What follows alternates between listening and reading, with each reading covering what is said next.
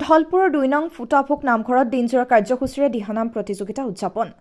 দেওবাৰে দিনজোৰা কাৰ্যসূচীৰে ঢলপুৰ অঞ্চলৰ ফুটাফুক নামঘৰত দিহানাম প্ৰতিযোগিতাখন অনুষ্ঠিত হৈ যায়। পুৱা কেইবাটাও মাংগলিক কাৰ্যসূচীৰে আৰম্ভ কৰা দিহানাম প্ৰতিযোগিতা ভাগত জিলাখনৰ অন্তৰ্গত কেইবাটাও দিহানামৰ দলে অংশগ্ৰহণ কৰে। কাকুমণি চাবুক ধৰে আধৰাৰ প্ৰতিযোগিতাখন সন্ধিয়া সুকলমে সমাপন হয়। নিউজ ডেস্ক ৰিপৰ্ট ৰেজা বাৰ্তা।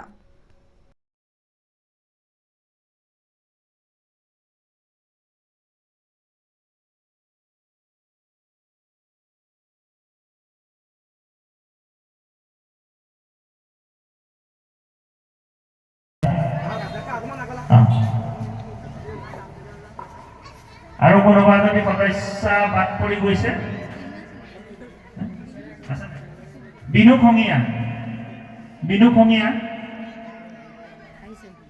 অন্যতম সদস্য বিনু খঙীয়াক আমি দলত অংশগ্ৰহণ কৰিবলৈ আহ্বান জনাইছো।